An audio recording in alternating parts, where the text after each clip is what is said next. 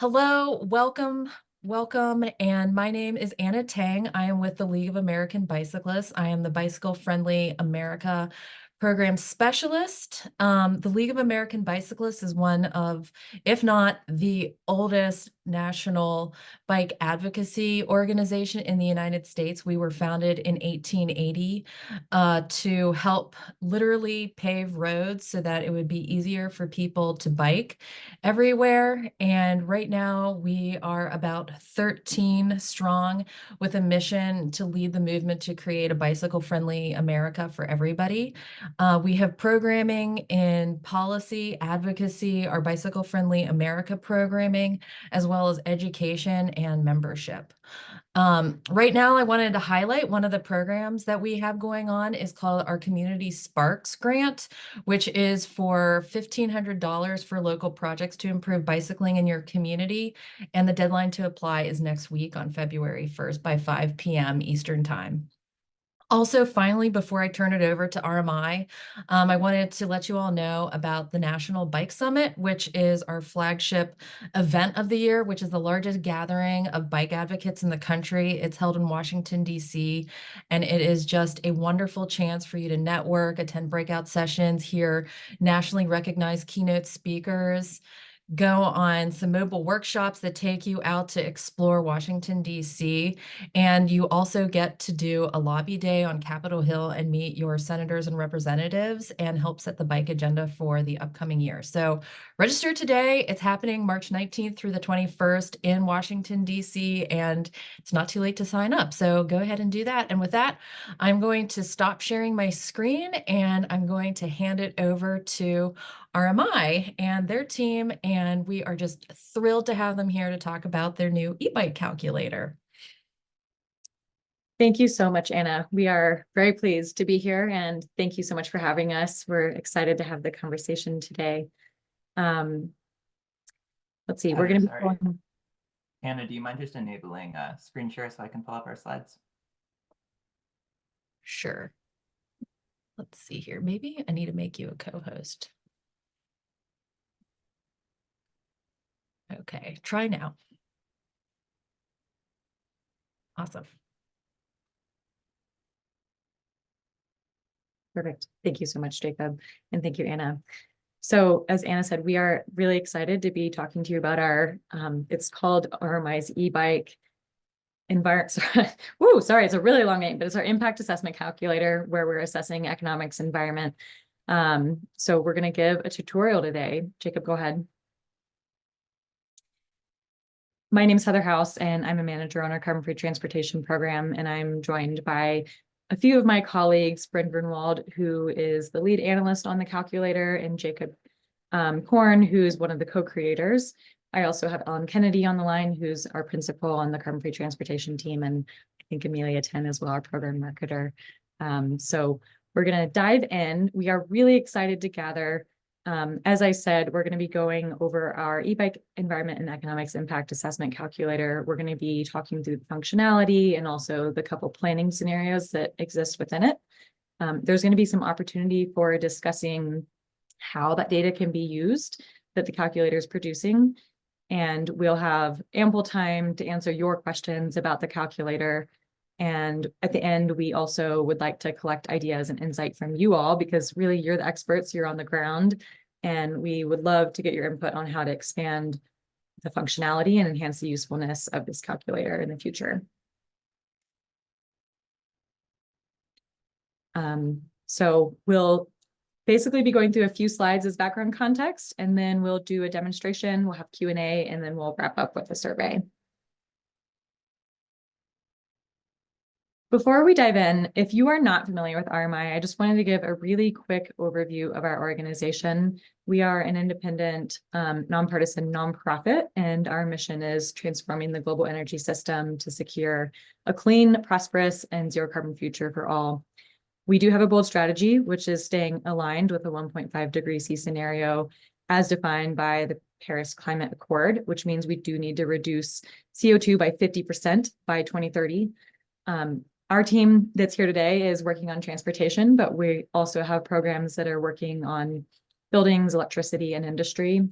And we are working to produce data and transparency so that can inform policy, inform finance. We also explore creative new business models, new technologies, and also we provide education and capacity building to folks like yourselves. And we work with cities in the US, and also our other key geographies are China, India, and we work in the developing economies. And I'll just also quickly say that our transportation team is working across both electrifying everything, but also reducing vehicle miles traveled by 20%. We know that in order to reduce VMT, we need to do that through a comprehensive of land use reform and also mode shift. And we see e-bikes as being a big part of that mode shift. Okay, so last slide before I'm going to pass it off to my colleague, Jacob. I just wanted to give a little bit of the why. Why did we decide to create this calculator? As I said, we know we need to stay aligned with 1.5 degrees C scenario to sort of avoid the worst impacts of climate change. And that does mean that we need to electrify everything and we need to reduce VMT by 20%. We know there's complementary solutions and portfolio of strategies, including land use reform and mode shift. As we know that e-bikes are a proven climate solution, we also know that a lot of decision makers, whether that's city policymakers, state policymakers, or federal, but also advocates like yourself, oftentimes lack the data to be able to make the case for shifting investments to infrastructure or shifting investments to bicycle programs or more. And so we are really excited to be able to pull this data together to help you on the ground justifying and making the case for more active infrastructure. And with that, I'm going to pass it over to my colleague, Jacob Corin. Thanks, Heather. So I'm going to continue with just a little bit more information on kind of the why and the background and kind of what we are seeking to do with the calculator.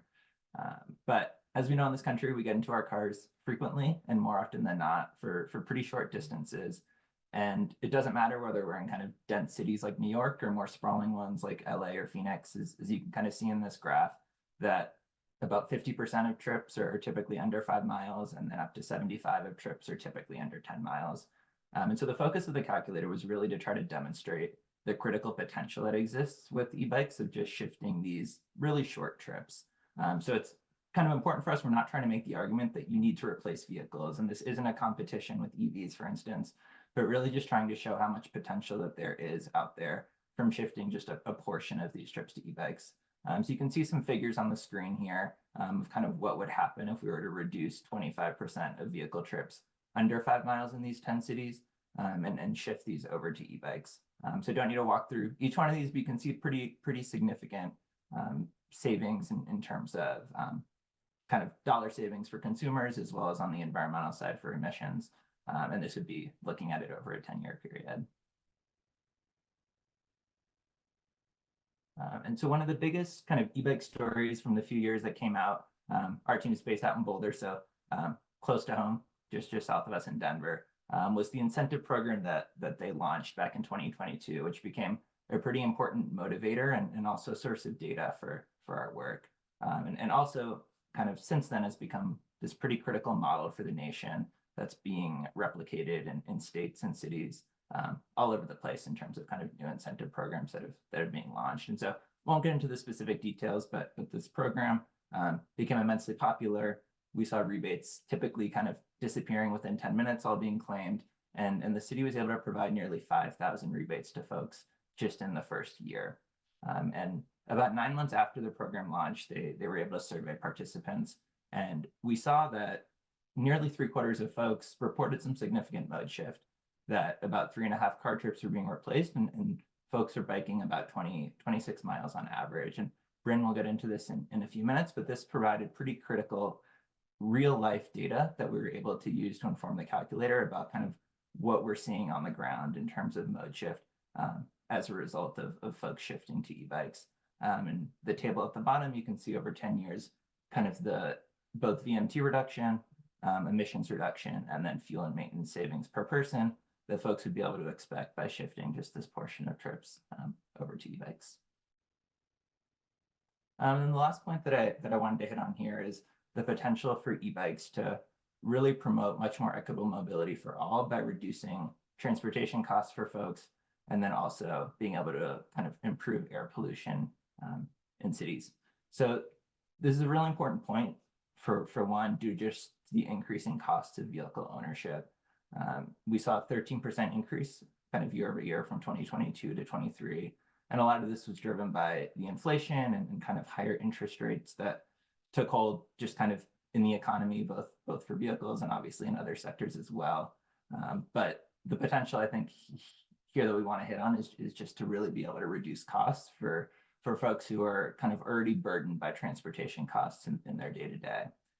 The second one here is trying to address just these continued negative historical impacts of highway construction that have resulted in significantly worse air quality, specific to transportation kind of related pollution in neighborhoods of people of color compared to more white households.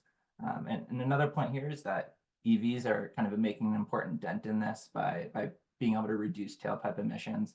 But thus far, since EV adoption is being driven more by affluent households, that these improvements to air quality are not really being seen in kind of lower income neighborhoods. And so the potential really exists here for e-bikes to kind of reduce costs, improve kind of air quality, reduce pollution, and then also just improve mobility for residents of kind of multifamily housing, as well as carless and transit dependent households. The last stat here that we saw from that Denver survey that we find really important to note is just that income qualified recipients from that program biked 50% more per week than market rate customers. Obviously, this is just one data point, one case study, but really good to see that the e-bikes show this clear potential to improve access and mobility for folks who might kind of be living in transit deserts or other things. So aside from what we're able to show kind of data-wise in the calculator, there are significant just qualitative benefits that are evident from the adoption of e-bikes as well. So I'm going to pass it back to Anna now, who's going to talk briefly about the purpose of the calculator for advocates. Yes, can you hear me? Okay, great. Yeah, so a lot of you who are on this call are also bike advocates all across the country. And this e-bike calculator is a wonderful tool to use in your suite of advocacy tools. You know, I think number one, it's great to help make the case for the work that you're doing when you are advocating for applying for federal funding on bike infrastructure, especially ones in areas that are on state roads or even locally controlled roads. But for state roads, you know, where you're getting the federal funding, particularly for the carbon reduction program or the CMAQ program, the congestion mitigation and air quality program, which specifically target either like transferring trips to those that are going to help reduce greenhouse gas emissions. And this e-bike calculator can be a really useful tool to help you figure out what the numbers are and what real time and real life effect it would have for your community. At the local level, it could also help make the case for bikes with any climate action plan.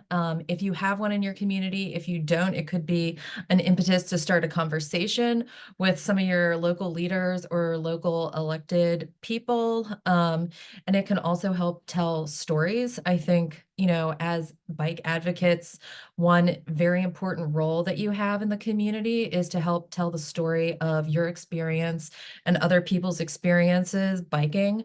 And having a tool like this to really help explain where you're coming from, the vision that you have for your community by converting car trips to bike trips, especially e-bike trips. You can really have the data to back up your decisions and help tell your story. And since it's brand new, another thing is that, you know, the more you use it, the more advocates are out there using it, the more creative we're going to get with how this tool is going to be helpful. So that's why I just said, like, there's going to be way more other things that you can say and do with this. The more people get out there and use it, as you take photos, as you share those photos with us, as you include it in your newsletters, as you have your conversations with your city people, and, you know, you come up with some new idea. Maybe you're doing some tactical urbanism kind of experiment or pilot program, and you want to use this for that.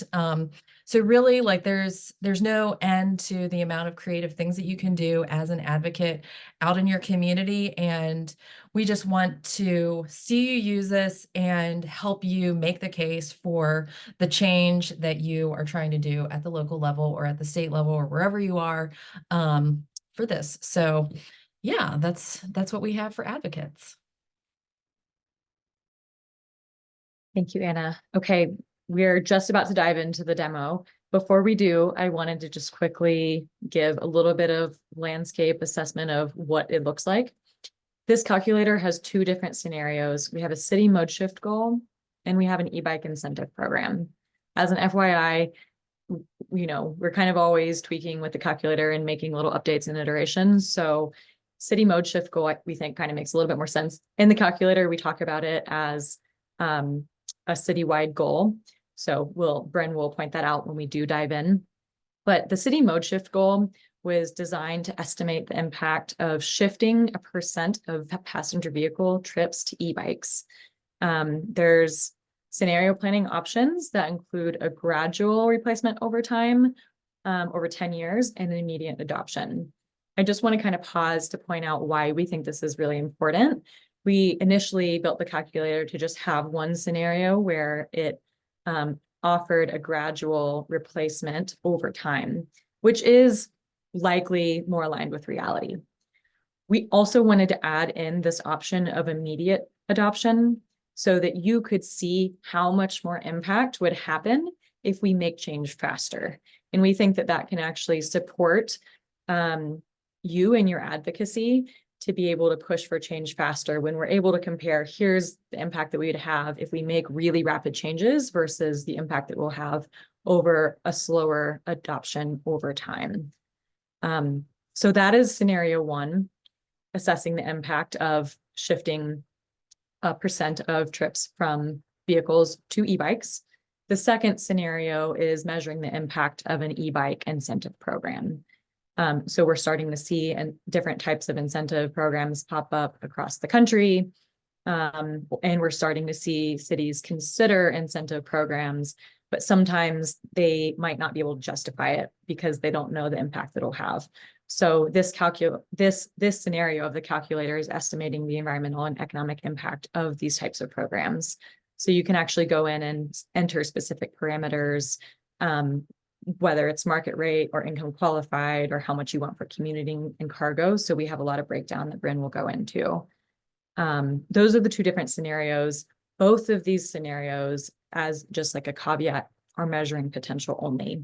These are to help you justify these types of investments Anna just gave a really good overview of, but it's meant to help you justify investments in e-bike, incentive or rebate programs, bicycle infrastructure, and other types of programs.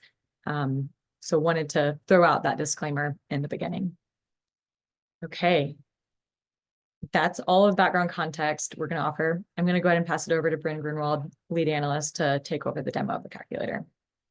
Thank you, Heather. All right, let me pull up the calculator. Can everyone see my screen? Yes. Great. So we're going to start on the introduction tab. So down here in the bottom are all the tabs that we have, and they're color coded to try and make things easier. So the tab index has a list of our tabs as well as the data that we cite for what we use on each tab. I'm currently on the introduction tab. This bright blue tab is a user inputs where you'll select the program that you're interested in, as well as your city and any specific variables. The dark blue are our program outputs tab. So the two different scenarios that Heather described, this is where you'll find the outputs. The teal is additional studies and resources that we wanted to link to better enhance the case for e-bikes. And then the tabs back here are backend calculations or data tabs. So all of those are made available. So if you're curious and you want to see our math or the data that we're pulling from, all of those tabs are available for you to look through. So on the introduction tab, we have quite a number of things here. We have an overall introduction, the instructions, acknowledgements to thank all the wonderful people outside RMI who reviewed our calculator for us. We also have a glossary that describes some of the terms that we use in the calculator that might be useful to have a definition on. And then we also have assumptions and notes down here. So these are all of the assumptions we made in our modeling. And if you have a question about the modeling down the line and you don't see one of our assumptions listed here and you still have a question about it, please feel free to contact us and ask us for clarification. We can respond or just add it into our assumptions list here. Like I said earlier, the tab index is also color coded to correspond to what these individual tabs are.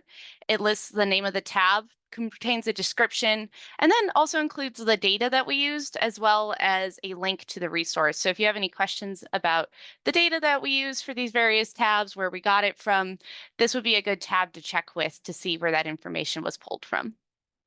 So now we'll go to the user inputs tab.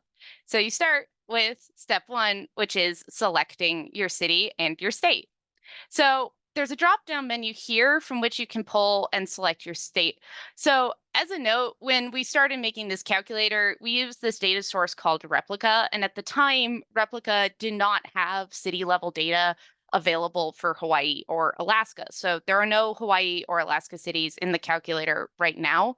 Replica is now adding these cities in. So this is something that down the line, when we create a second version of this tool, that is something we would like to add in. But you can go ahead and select your state. So I'll start by selecting Illinois, and then you can select your city from this dropdown. So if you're playing around with this calculator later and you don't see your city, please feel free to email us. We would love to be able to include your city in the next version of the calculator, and it's important to know who has interest where. So I'll start by selecting Chicago. So as you can see here, this chart fills out on the right with a breakdown of the weekly miles you see originating for vehicle trips. So all of my numbers for the charts are going to be in weekly numbers, because the point that I want to make on a lot of this stuff is that even if you're only trading out trips 6 months of the year, that still can have a huge impact. But so weekly in Chicago, roughly 40% of car trips are between 0 and 3 miles, with a further 16% being between 3 and 5 miles, adding up to a total of roughly 56% of vehicle trips on a weekly basis being under 5 miles or less. This chart changes out easily. So let's say that you decide you want to take a look at another state, just delete the city that you were looking at, go to the menu and select another state. I'm going to go with California for now. And then you can very easily change. So let's say we start by looking at LA, and then you decide, well, I actually wanted to look at San Jose. You can very easily change this and it will update which city you're looking at. Once you're done with selecting your city and your state, you can go down to step 2 here. All of these boxes down here for the various steps are going to follow this format of a description of the variable that you're looking at, the units, the default value here in gray, and then the user input. This is where you can change the variable and then override what the default is.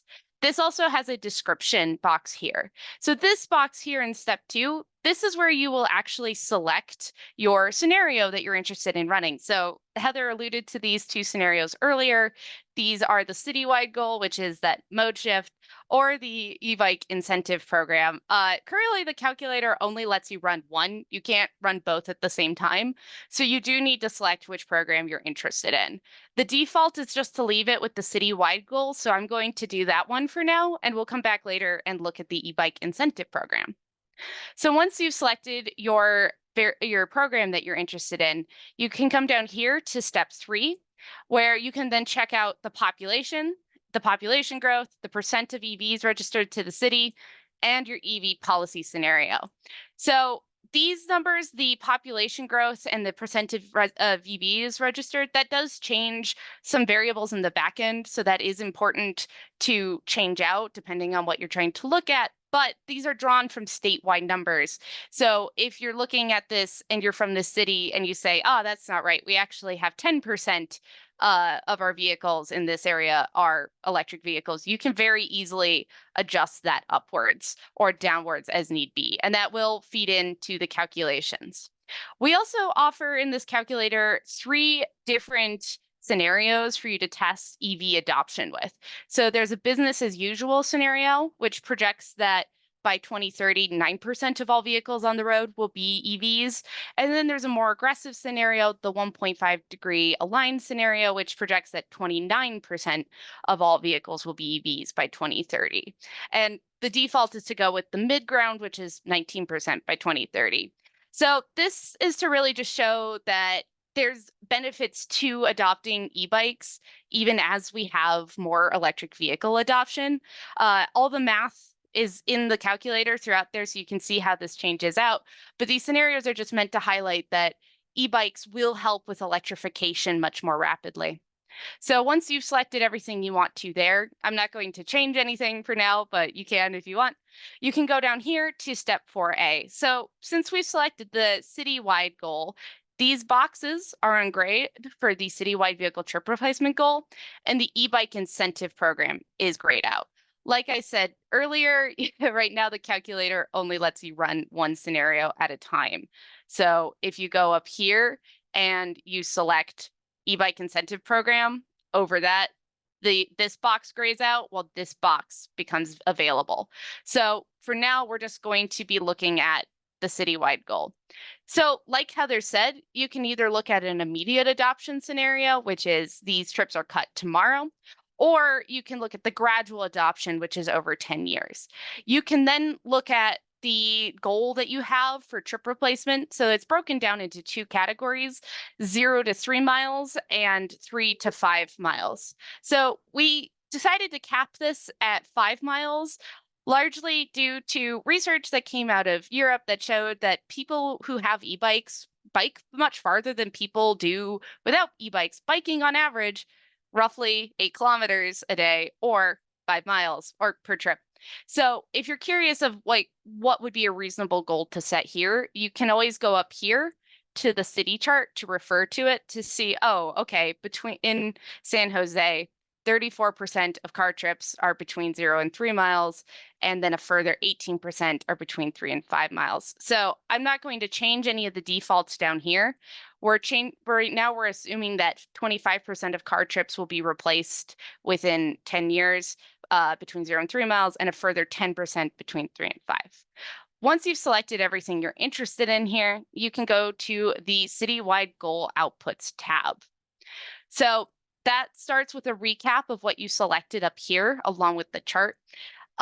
So we understand that everybody on this call, all of you bike advocates and everybody working for this future, is doing really great work. So we really wanted to make sure that this program, that these outputs were designed to really be quantitative and designed to sort of convince people of the value of these programs. And we wanted to be able to back up the things that we know to be true, which is e-bikes are good for the climate and good for people's wallets, with good solid data. And so this whole section is designed to be something that can hopefully be taken very easily and put into a PowerPoint. And a lot of these things, such as the emissions saved, are converted into equivalencies, such as the number of wind turbines needed to replicate the emission savings, for example. So there's the recap up here, which says, here's your breakdown of your trips and what you selected. Next, you can go down to the greenhouse gas emissions section. So the gray bar is the business as usual scenario. That's assuming that people are going to drive those miles instead of biking. Emissions lower because people are still adopting EVs and the grid is getting cleaner, so the EVs are getting cleaner. People's less efficient vehicles are leaving the fleet. But as you can see here, this bright blue bar with the emissions calculation with the e-bikes indicates a drop that's even farther. So these emissions are on a weekly basis because we wanted to show that, again, even if it's only for a few months during the year, like if you're in Arizona where it's very hot during the summer, or if you're in Michigan where it's very cold during the winter, even if you can't bike during those seasons, there's still a value to having these reductions the rest of the year. So with the reductions that we selected, this would lower emissions by 16% comparing to continuing to use vehicles for these short trips. And over time, this is the same as saving over 650,000 barrels of oil. We also have a link to some work that NREL did that found that e-bikes have very low operational emissions compared to an ICE vehicle. NREL has some great resources on this that they've been looking at as well. So please click through that link when you download the calculator. We also have this air quality impact section. So this looks at 3 different pollutants: particulate matter, PM 2.5, which is of concern because it's contributed to quite a number of diseases, including increasing the risk of premature death; NOx, nitrous oxide, which increases the risks of asthma and respiratory ailments; and carbon monoxide, which can be dangerous for people with certain types of heart conditions. So we look at the reductions of that over the 10-year period. We also have a VMT reduction scenario. So in total, this would cut local trips by 16% and cut all VMT originating from the selected area by 2.4%. This gray bar in here is gas vehicles, with the dark blue being EVs and the bright blue being e-bikes.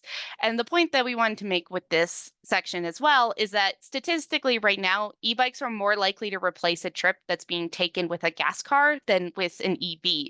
So having more adoption of e-bikes at the local level will help us meet goals of electrifying transportation much more rapidly and stop so many trips with gas cars. We also look at the economic impacts. Due to some complexity with the modeling, we decided to just look at the difference in emission or in savings from fuel and maintenance. So we do assume that the bikes get maintenance every year, and we also assume that users are buying a new bike battery every 4th year. So in the 4th and 8th year, they have to get a new battery. However, looking at just those costs, we do see that this would likely result in about a 9% reduction of fuel and maintenance costs. And this would save over $250 for the average person each year. We also have a chart down here with detailed trip replacement outcomes. So we look at the total VMT reduction. We also look at the total amount of metric tons of CO2 reduced. And this provides an equivalency for the number of wind turbines that you would have to put up to mimic that CO2 reduction. We also look at the total community savings, the individual savings per person who gets an e-bike, making the assumption that they bike the average amount per week, the gallons of gas avoided, and the megawatt hours of electricity avoided, since e-bikes are really efficient with their electricity usage. So if you're then saying, well, I'm looking at this chart in San Jose, and I think that we could actually replace 50% of these short trips, you can then go back to here and you can type in 50% in the 0 to 3 miles. And this automatically then updates these charts. So as you can see here, this was originally a 16% drop compared to business as usual. And now, because we're replacing 50% of those trips, it's a 27% drop in emissions. All of these variables will update correspondingly. You can also then take a look at this with a gradual adoption versus immediate adoption. So if we switch to the immediate adoption, that is saying tomorrow we are cutting 50% of these trips that people are taking now. And that results in a huge reduction here. As Heather said, this is really to show the potential. Doing it over 10 years is great, but getting more people to recognize the potential of this now as a means of saving emissions is a really valuable thing as well. So that's scenario 1. The other scenario that we have available in the calculator is the e-bike incentive program. So you can go up here and select that, and then you go down to step 4B down here. So we did set a lot of the defaults, again in the gray column, to be based off of Denver's. So this is really to just give people a starting point for setting up their own values.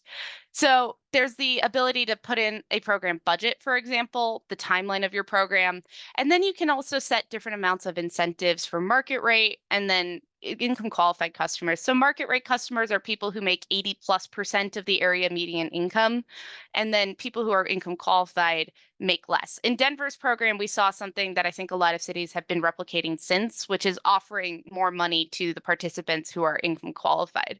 Denver's initial run of the program also offered more money to people who got cargo bikes. Cargo bikes tend to be a bit bigger and can carry more things, right? They're great for hauling children or groceries, versus a commuting bike. You often, if you want to haul more of that stuff, have to get a cargo attachment.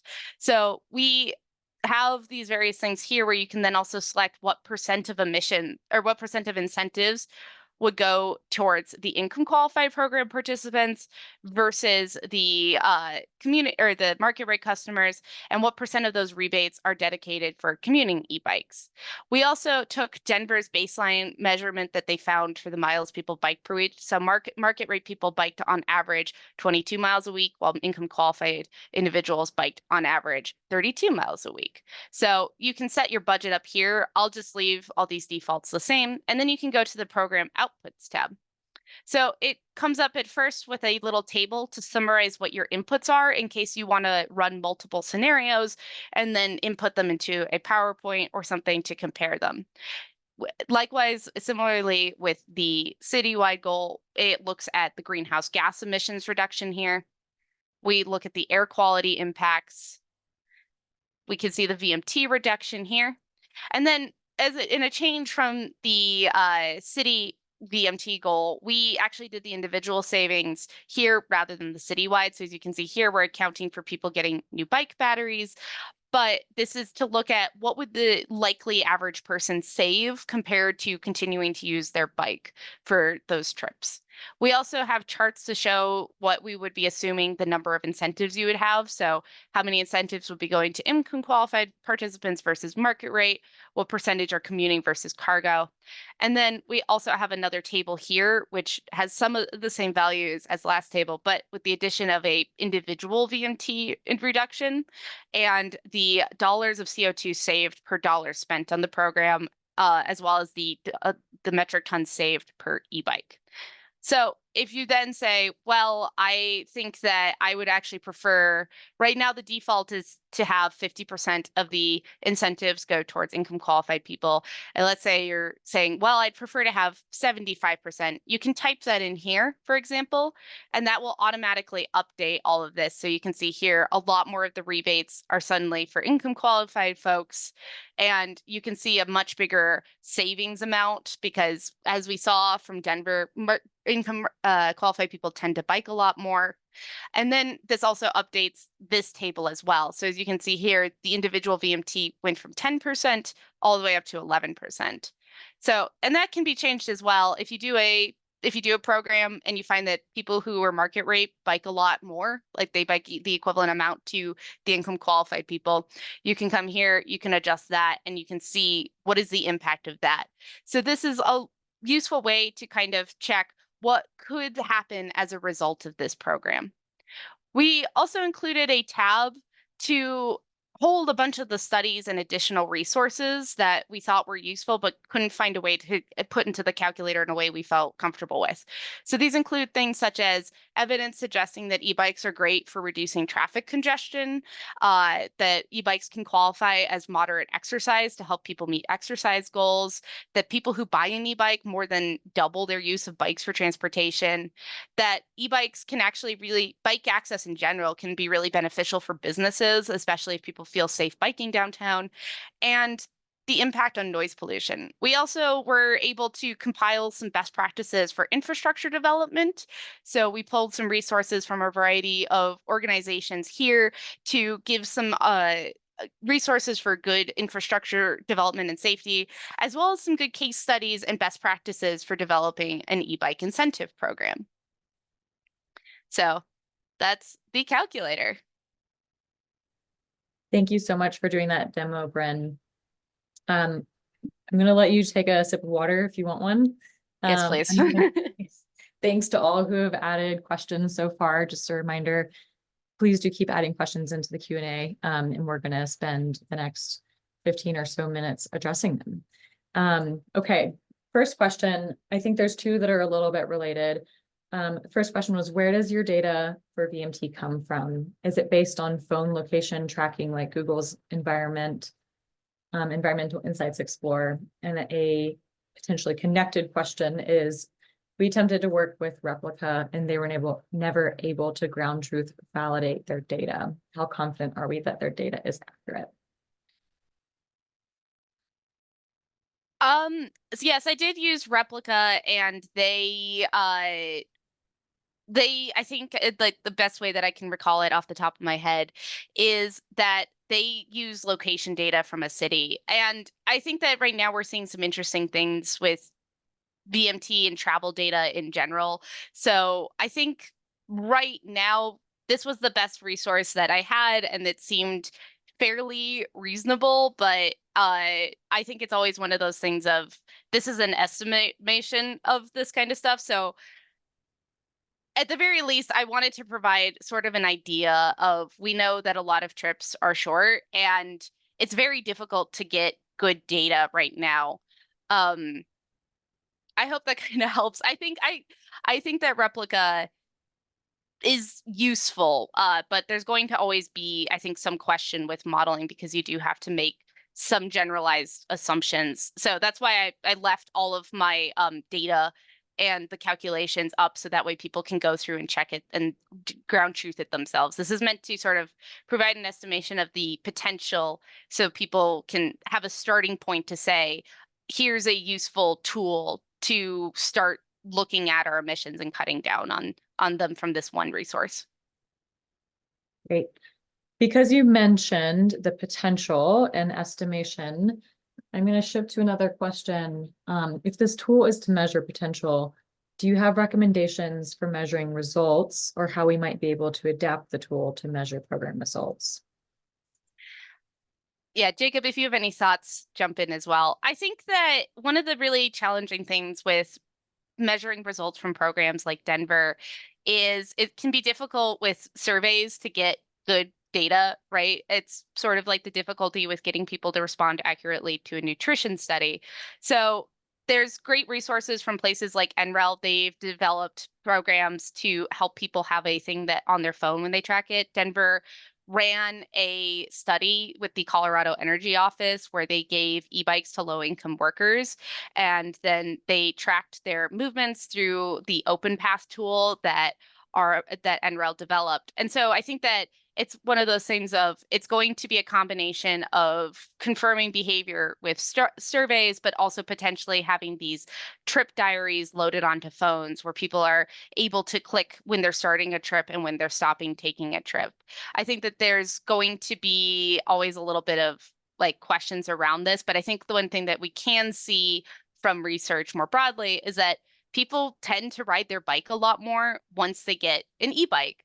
You can see this around the world. A lot of studies that we've seen say once people get an e-bike, they actually double their time biking and they bike longer distances. So I think that there's a value to data, even if it's a little squishy. And as we go along, we'll learn better processes for estimating how much people are actually using their bike. Great, thank you, Bren. Maybe a quick question. Can the calculator be used for e-scooters too?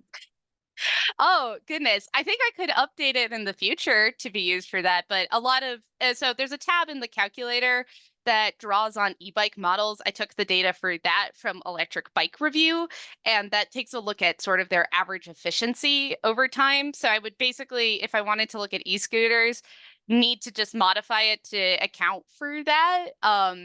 So if you're curious about the efficiency of the data or the efficiency that I'm assuming for e-bikes in general, you can look at that. And I assume if you could find the efficiency for an e-scooter, you could modify this pretty easily. And if you end up wanting to do that, please feel free to email me. And I did lock the data sheets so somebody couldn't accidentally delete something and then mess it up. But if you would like to unlock it and modify it for your own use, feel free to email me and I'll provide you with the password to unlock the sheets for your own use, and then you can enter scooters in as you would like.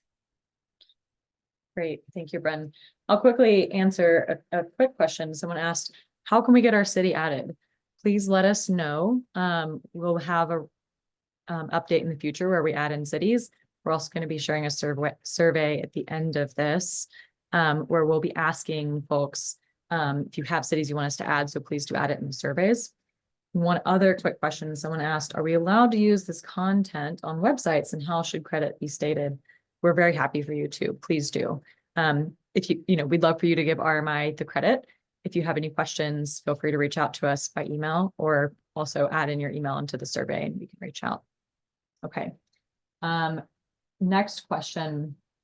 How would you address the weather and safety aspects, rain, snow, intensive heat for biking, e-bikes included, specifically since the US is a country where the use of bikes is not intrinsic and the majority of the population already own vehicles? Yeah, I think- that's actually, oh, Jacob, go ahead. Apologies. I think this is an interesting question, but I think the more important thing that we've seen is the prevalence of infrastructure over impacts of weather. So if you look in the United States and across the globe, cities with higher rates of biking are those with stronger infrastructure and safer infrastructure. And that's really what we're trying to argue for through this calculator is the need to really upgrade and improve the existence of kind of safe, connected, and reliable infrastructure across the United States, as opposed to kind of these other factors as well. But Bryn, feel free to add anything else. Yeah, and I think too, I kept a lot of the charts in a weekly number because, again, I think that there are parts of the country where it is challenging to bike, and you do need to have some grace while people get used to that, right? And I think that there's some parts of the country where it will always be challenging to bike during certain parts of the year, right? Arizona's very hot in the summer, Michigan's very cold. But by putting the numbers in a weekly context, we really wanted to say that even if it's only 6 months, this is still a valuable thing to do. You can take the weekly numbers. Like I said, all the calculations are visible for you to play around with. So you could find the weekly number and then multiply that by 6 months to figure out what that would be like. And that is still valuable over continuing to drive. I think one thing we saw during the pandemic was a lot of cities shut down streets, and people were really excited about biking. They were trying out bikes because they didn't feel safe getting on public transportation, and they just sort of needed to get out of the house and have something to do.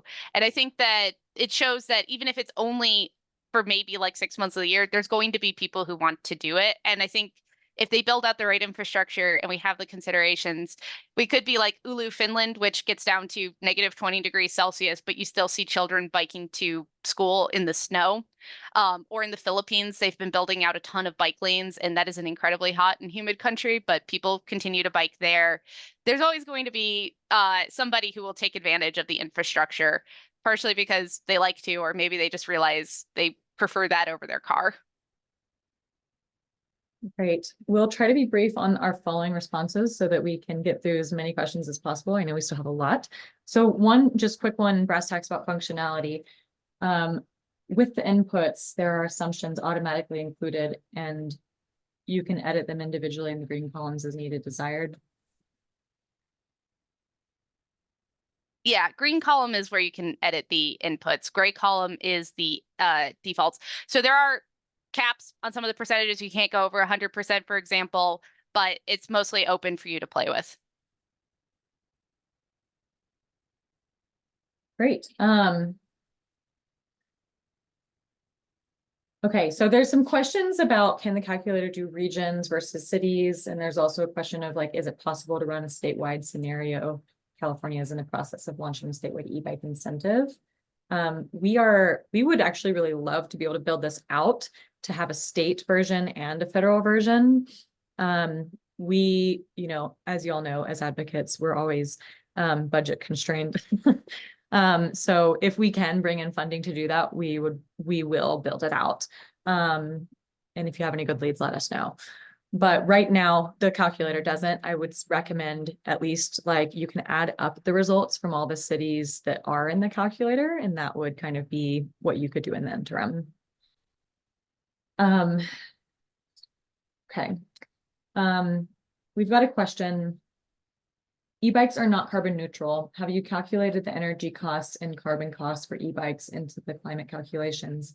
And how do you do that when you don't know the source of electricity for charging? So we did not calculate the emissions from materials for the e-bikes, because then we would also have to do that for cars. And that just became a bit more complicated. But that is something we're looking at. E-bikes are not carbon neutral, but neither are cars. And so when you're looking at batteries as well, one battery for an EV can, I think earlier I saw a study that it could power 150 e-bikes. So I think that's something we'd like to explore in the future, particularly with the replacing a lot of families have a second car, for example, and one modeling scenario we like to include in the future is what would happen if you could go from a 2-car household to a 1-car to e-bike household, what that would look like and what percentage of that would look like. So I think that that's where we would include the manufacturing emissions. So as for the electricity, we included a data source called Cambium. This is NREL's modeling, and it generates statewide emissions based off of different emission scenarios for the electricity intensity of the grid. So it does vary from state to state. Again, it's not like, oh, you're in Boulder that has a different emission scenario than Denver. It's a statewide number, but the numbers for that are all in the greenhouse gas emissions tab in the e-bike calculator, if you're curious about the specifics of that. Great, thank you. There were a couple questions about underlying data being updated periodically. We do want to be able to make periodic updates. We haven't defined what cadence that will be on, so we will let you know, keep you updated through Anna. Okay, next question. Is the bike per week amounts, do the bike per week amounts stay the same no matter the location, or does it change based on city? I'm assuming this is in the VMT goal. So if you look at the calculator, I make the assumption that people are taking, this was just to make modeling a little bit more straightforward. One thing I did was I assumed that everybody who had a bike was taking an average of 14 trips, so out and back a week. And so it does update with, to make this goal, what would be the miles that they would need to bike? And then I contrast that with the amount that they saw in Denver. But often what you end up seeing is that people are biking on average like 28 miles a week, 30 miles a week, which often only comes down to 1 or 2 miles each way. So it does make an estimation there, if that helps. Okay, young people are definitely going through a mental health crisis, and any e-bike adoption is better than none. Does the calculator account for health benefits over time, like emissions saved over time? No, that's something I really would like to include in the future. Obviously, you have the physical benefits, you have the air quality benefits, but then you have the mental health benefits from the increased exercise and being out in the world. So that is something that I am currently keeping an eye on to try to figure out how to approximate for the future, because I do think that it is a good way to get people out of their house and moving through their city. Can you explain the part about this being weekly estimates again? Are the bar charts with 1 to 10 reflective of weeks? Not sure I understood. And you are now saying the seasonality doesn't matter, so we can just multiply those to extrapolate monthly annual emissions reduction estimates. Yeah, so I'm saying like, so when it says like year 1, year 2, I'm taking a year in year 1 or a week in year 1 versus a week in year 2. So the data is all in a weekly format from Replica. And so that basically I was just trying to say, like, here's a weekly basis. Obviously, you will see some difference. People drive a lot more in the winter than in the summer in a lot of areas.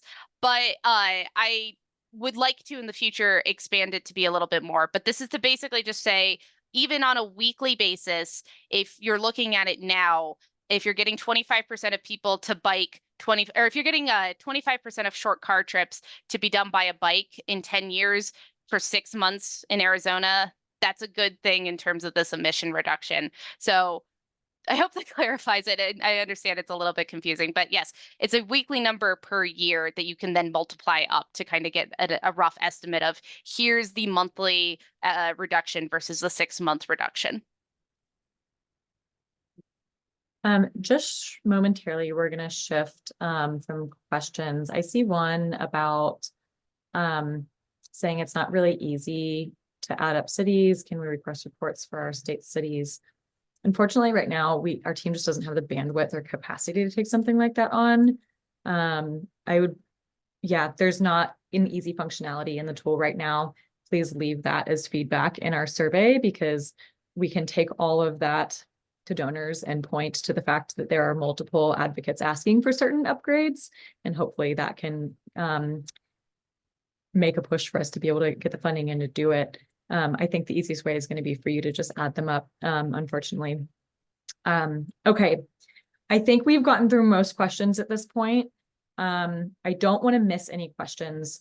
So I want to just quickly tee up the survey that we mentioned. We would really value your input.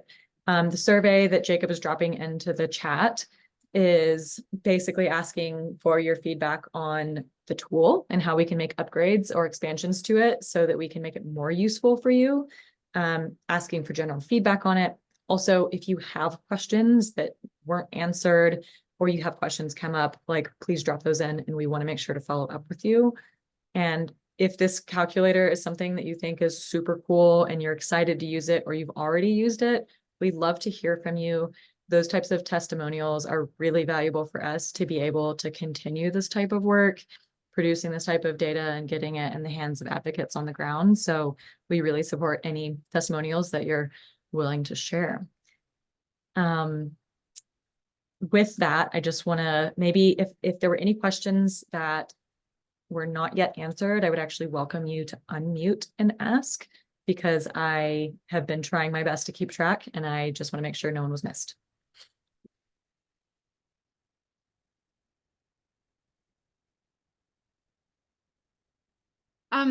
I'd love to ask if you've said that other cities might be added in the future. Is in the future, are you thinking that's 1 to 3 months, 1 to 3 years, any kind of ballpark around that?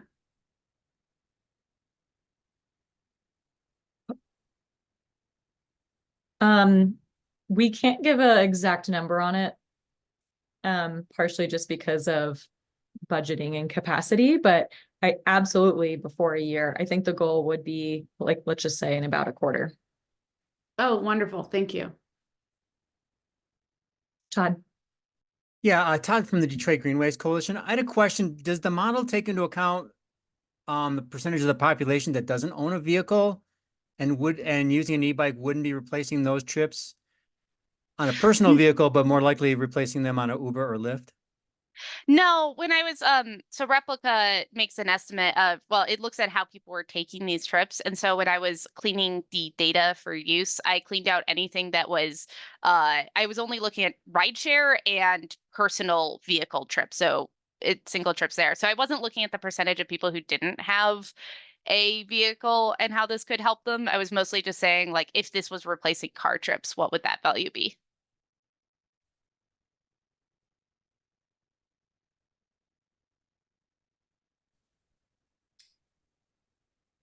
Could I ask two questions? I asked one in the chat. Does the model take into account regional differences in how electricity is generated, the fuel for it? And also, I'm in a small town in British Columbia. It's maybe not feasible for you to do us, but Victoria and Vancouver have massive biking populations. Have you thought of Canadian cities that have infrastructure and maybe data you could use? I would love to do Canadian cities. It just kind of depends on like what data I can find. And like I said, I used NREL's Cambium tool. So they take into account they basically look at the statewide population and then project based off of policy and statewide policy and federal policy and current utility plans where the mix is likely to go. So it's not looking at regional stuff, it's looking at the state. So in Colorado, it's looking at Colorado state versus California. I hope that helps.